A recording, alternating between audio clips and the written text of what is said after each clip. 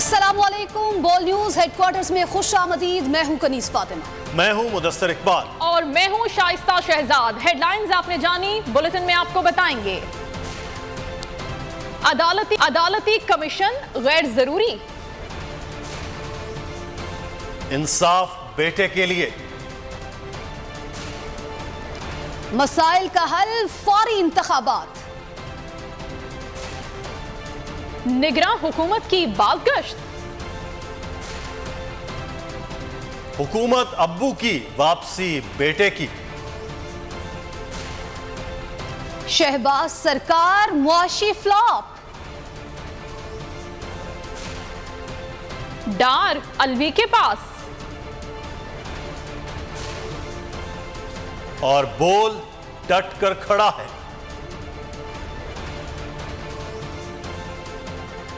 और बुलेटिन के आगाज में आपको बताएं कि सुप्रीम कोर्ट ने अरशद शरीफ कत्ल पर हुकूमत की कायम करदा स्पेशल जेआई टीम मुस्तरद कर दी। अदालत ने कल तक नई तहकीकाती टीम बनाने का हुक्म दे दिया। कत्ल से मुतालिक फैक्ट फाइंडिंग कमेटी की रिपोर्ट अदालत में जमा करा दी गई। चीफ जस्टिस उमर अता बंदियाल ने रिमार्क्स में कहा, यह क्रिमिनल मामला है, इसलिए अदालती कमीशन की जरूरत नहीं।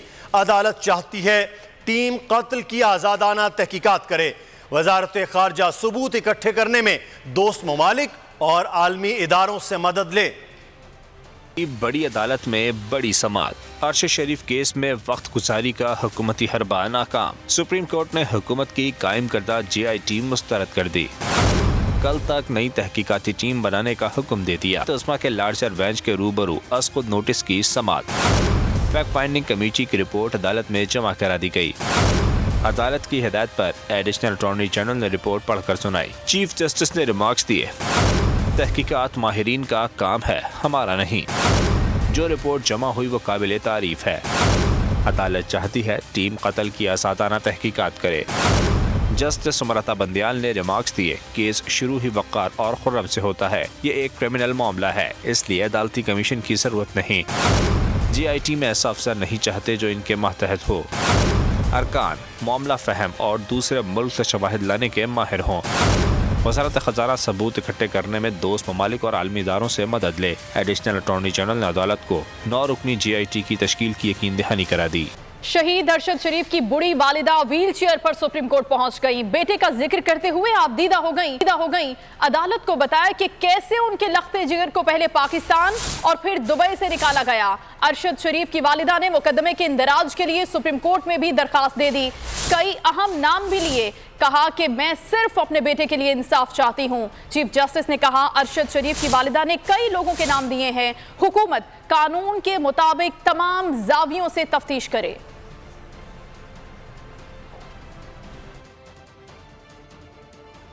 जुदाई का गम, आंखों में उदासी के गहरे साए,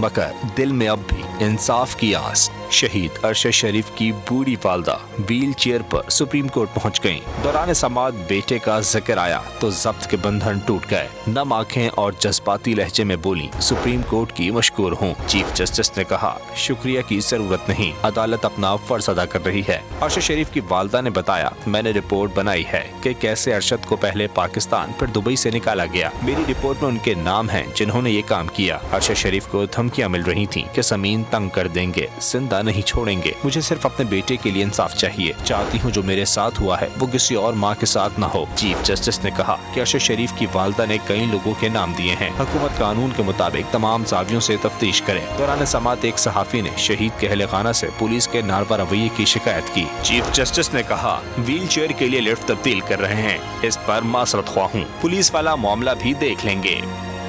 पहले कुछ नहीं हो रहा था, अब अज खुद नोटिस केस चल रहा है। ये इंसाफ की तरफ पहला कदम है। जब वरिसा मौजूद हैं तो पुलिस ने क्यों दर्ज किया? शहीद अरशद शरीफ की अहलिया जवेरिया सिद्दीक ने सवाल उठा दिया।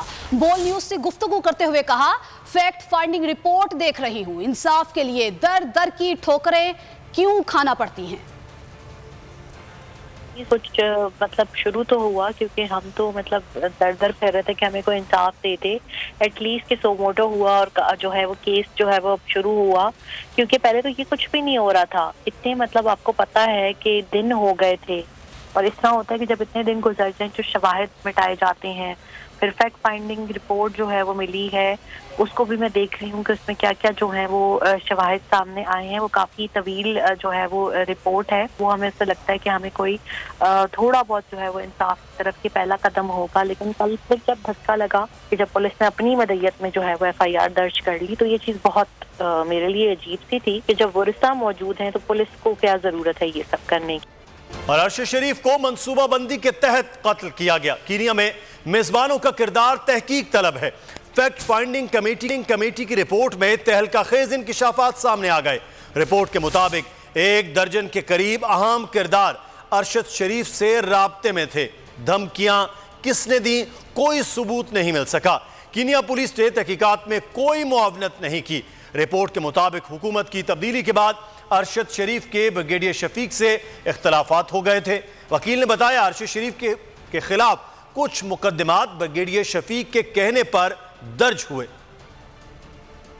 अरशद शरीफ के कत्ल की गुत्थियां सुलझाने की कोशिश। फैक्ट फाइंडिंग कमेटी की रिपोर्ट में तहलका खेज इंकिशाफात सामने आ गए। बोल न्यूज शहीद साथी के अहले खाना की आवाज है। कत्ल से जुड़े हर पहलू, तहकीकात के हर मोड़ पर नजर है। फैक्ट फाइंड कमेटी की रिपोर्ट के मुंदरजात सिर्फ बोल न्यूज पर। 92 सफ़ात की रिपोर्ट का ज्यादा हिस्सा लोगों के इंटरव्यूज पर मुश्तमिल है। रिपोर्ट के मुताबिक अरशद शरीफ को मंसूबाबंदी के तहत कत्ल किया गया। कीनिया पुलिस ने तहकीकात में कोई मामलत नहीं की। कई गैर मिल्कियों का केस में किरदार अहमियत का हामिल है।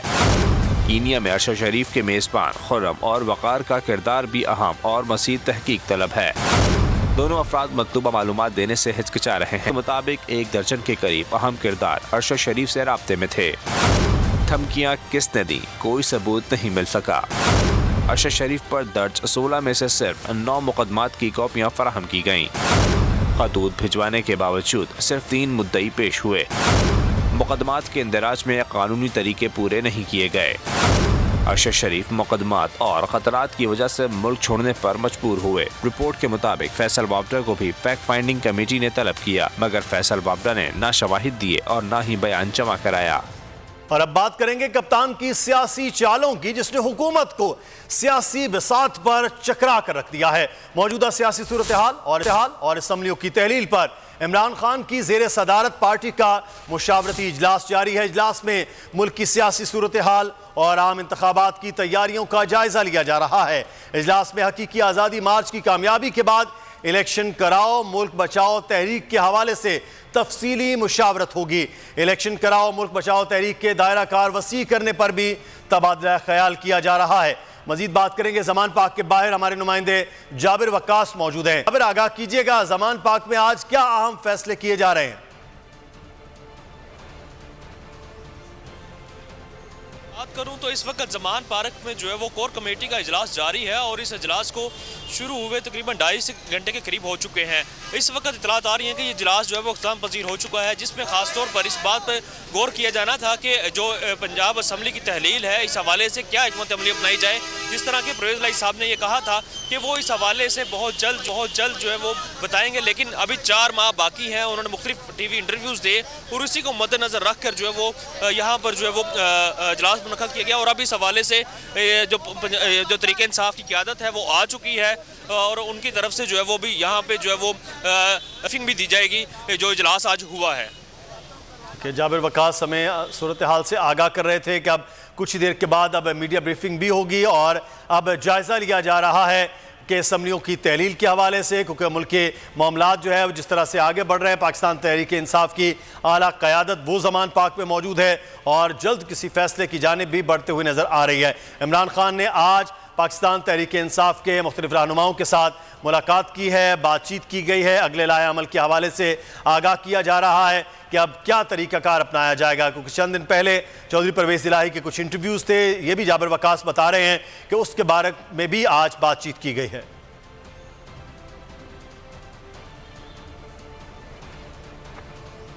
जानिब तहरीक इंसाफ आज इलेक्शन कराओ मुल्क बचाओ मुहिम का आगाज लाहौर के हल्का NA 126 से कर रही है।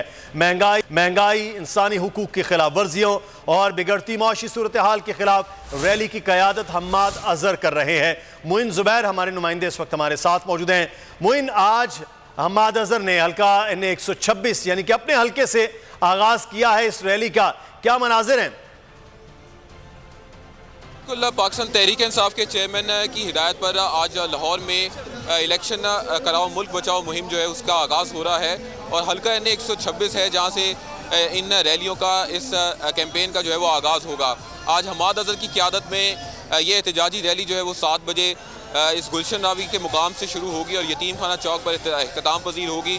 और जो हम्माद अजहर का हल्का है, हल्का NA-126, उसमें पाकिस्तान तहरीक इंसाफ की जितनी यूनियन काउंसिल में रहनुमा हैं उनको हिदायत खुसूसी तौर पर जारी की गई है और अब कारकुनान की एक बड़ी तादाद मुख्तलिफ यूनियन काउंसिल से गुलशन रावी के इस मुकाम पर जमा हो रही हैं और अब से कुछ ही देर बाद हम्माद अजहर की क़यादत में ये एहतजाजी रैली जो महंगाई के ख़िलाफ़, इंसानी हकूक़ की खिलाफ वर्जियों के ख़िलाफ़ जो है वो शुरू हो रही है। 7 बजे इसका आगाज़ होगा और जहाँ पर यतीम खाना चौक है वहाँ पर जाकर इसका इख्तिताम पजीर होगा।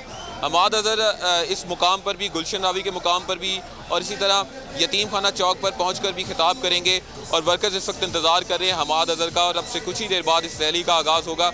और ये कैंपेन जो है वो रोज़ाना की बुनियाद पर लाहौर के मुख्तलिफ जो हल्के हैं अरकान कौमी और सूबाई असम्बली को हिदायत की गई है वो इस मुख्तलिफ इलाकों से इन रैलियों की क़यादत करेंगे और रोज़ाना की बुनियाद पर ये रैलियाँ निकाली जाएंगी और ये रैलियाँ जो है वो 17 दिसंबर तक जारी रहेंगी। जी बहुत शुक्रिया मोइन ज़ुबैर हमें तफसीलात करने के लिए। और आज हम्माद अजहर के हल्के में ये रैली है, इलेक्शन कराओ मुल्क बचाओ NA-126 और इसी तरह से अब रोज़ाना की बुनियाद पर लाहौर के मुख्तलिफ जो हल्के हैं वहाँ पर पाकिस्तान तहरीक इंसाफ के जो रहनुमा हैं, जो अरकान असम्बली हैं, वो इसी तरह रैलियों की क़यादत करेंगे। पाकिस्तान तहरीक इंसाफ फिर से सड़कों पर है और इलेक्शन का मुतालबा है कि इलेक्शन कराओ मुल्क बचाओ। हल्का NA-126 लाहौर हम्माद अजहर का यह हल्का है जहाँ पर गुलशन रावी पर अब ये इंतजामात किए गए, जहाँ पर पाकिस्तान तहरीक इंसाफ के कारकुनान तमाम यूनियन कौंसिल से यहाँ पर आ रहे हैं और यहाँ से हम्माद अजहर इस रैली की क़यादत करेंगे अपने हल्के में जो चौक यतीम खाना पर पहुँचेगी। अगर ये वीडियो आपको पसंद आई है तो हमारे चैनल को सब्सक्राइब कीजिए और बेल आइकॉन को क्लिक कीजिए।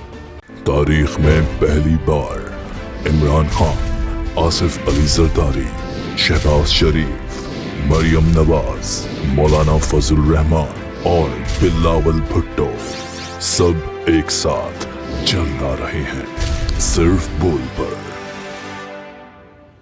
सबसे ज्यादा व्यूज और सबसे ज्यादा रेटिंग के साथ बोल आज भी रहा नंबर 1 पर। सब्सक्राइब करें और बेल दबाएं ताकि कोई खबर रह न जाए।